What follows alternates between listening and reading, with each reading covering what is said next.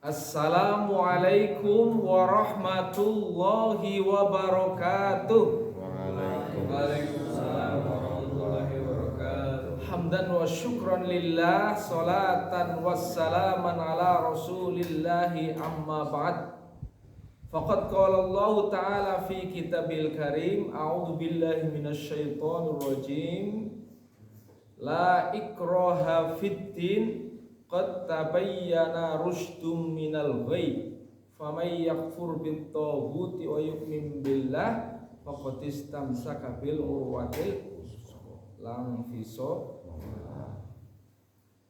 Hadirin rahimani wa rahimakumullah, Allah menegaskan dalam Al-Qur'an suratul Baqarah ya, la ikraha fiddin, tidak ada paksaan memasuki Islam.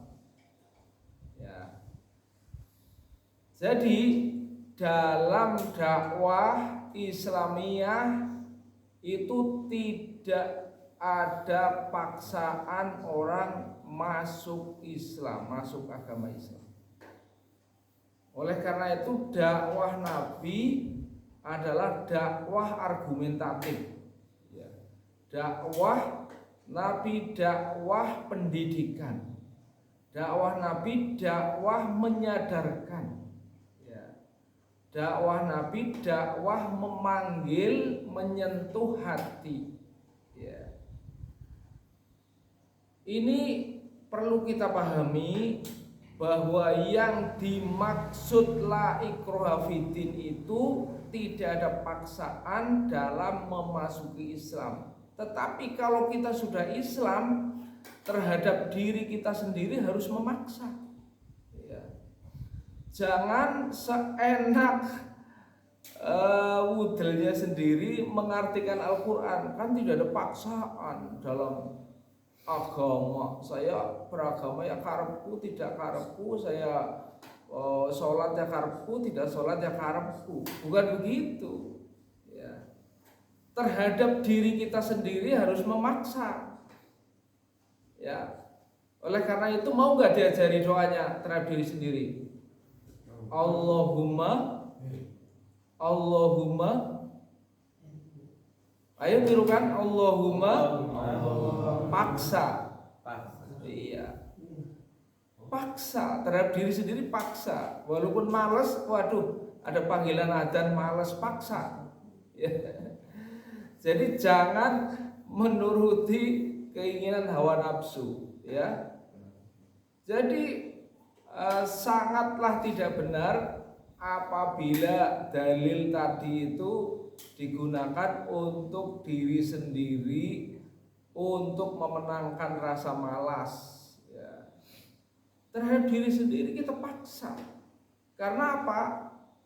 Karena nanti apabila kita tidak dapat memaksa diri menjadi orang yang taat, ya, malas dan sebagainya, ya, maka nanti ngajuk itu tidak pernah ketemu depan, tapi ketemu kiri, ya.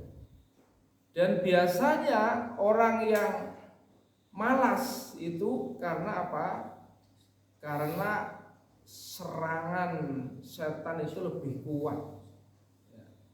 Terkadang membedakan hak batil, untung rugi itu saja tidak bisa.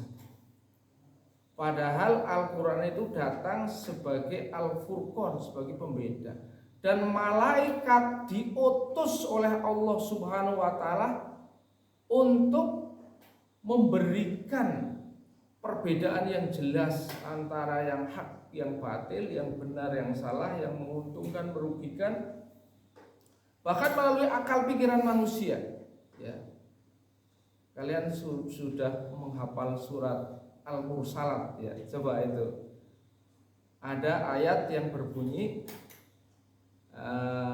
wal fariqati farqo. Iya enggak? Wal fariqati farqo. Itu apa artinya? Wawunya di sini bukan wawu atau bukan wawu zaidah, tapi wawunya qasam. Jadi sumpah Allah, bahwa para malaikat itu diutus untuk membedakan wal fariqati farqa. Membedakan supaya manusia itu bisa membedakan, ya, membedakan mana yang hak dan yang batil, yang gelap dengan yang terang. Oleh karena itu, dalam rangka membedakan yang hak, yang batil, yang gelap, yang terang, itulah manusia diberi akal. Nah, makanya ayat tadi itu diteruskan setelah la ikraha fiddin, diteruskan qad tabayyana rusydu minal ghayy. Mengapa tidak ada paksaan? Metodenya Allah Subhanahu wa taala tidak memaksa orang masuk Islam, tetapi Allah memberikan akal pikiran untuk bisa membedakan antara rusy dengan ghayy. Allah memberikan akal kepada manusia untuk bisa membedakan mana yang benar dan yang salah, yang hak dan yang batil, yang terang dengan yang gelap. Memang tidak ada paksaan, tetapi orang diberi akal untuk bisa membedakan. Jadi kalau sama-sama kuningnya, yang satu emas, yang satu yang keluar dari tubuh kita, kok sampai yang kita pilih yang keluar dari tubuh kita, namanya akal kita tidak berfungsi. Ya, oleh karena itu ada pernyataan, ya, hadis yang sangat jelas, ya, ad-dinu wal aql la dina lima la aqlalah. Tapi jangan diartikan ad-din wal aql. Agama itu adalah akal. Walaupun bunyinya ad-din wal aql, tapi yang dimaksud agama diperuntukkan kepada yang berakal. Jadi jangan menyalahartikan, menyalahfahamkan, menafsirkan sendiri ad-dinu wal aql. Agama kan akal, jadi nggak perlu wahyu. Yang penting kita menggunakan akal itu sudah beragama. Nah, itu keliru, ya, memahami arti, gagal paham. Ya. Ad-dinu wal aql artinya agama diperuntukkan bagi yang berakal. Artinya apabila kita itu akalnya tidak waras alias gila, sudah bebas dari agama. Atau belum berakal, bagi bayi gitu, ya, bebas, tidak ada agama. Atau bagi hewan yang tidak punya otak, ya bebas, nggak ada agama. Ya, itu maksudnya bahwa ad-din wal aql la dina lima la. Tidak ada agama bagi yang tidak ada akal.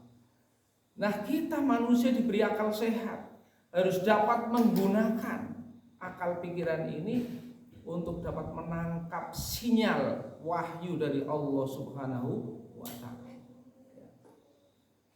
Faman yakfur bit-taghut wa yu'min billah faqad istamsaka bil urwatil wuthqa.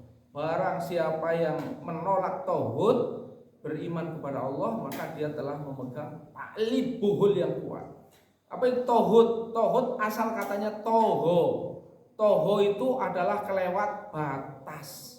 Jadi orang yang mengikuti hal-hal yang kelewat batas. Kelewat batas itu apa?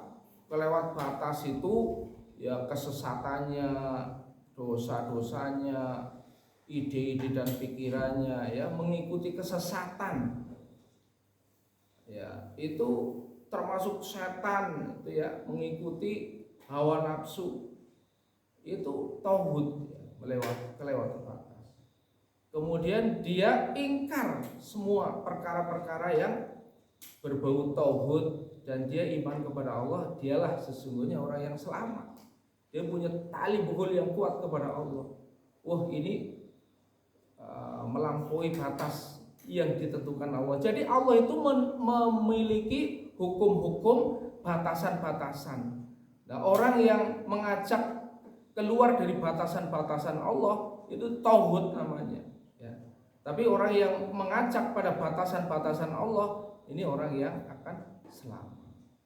Oleh karena itu marilah kita berjuang bersama mengikuti batasan-batasan Allah, ketentuan-ketentuan Allah, hukum-hukum Allah supaya kita selamat. Ya, semoga Allah Subhanahu wa taala selalu menuntun kita ke jalan keselamatan. Amin ya rabbal alamin. Terima kasih atas perhatian. Mohon maaf atas kekurangan. Billahi taufiq wal hidayah. Wassalamualaikum warahmatullahi wabarakatuh. Waalaikumsalam warahmatullahi wabarakatuh.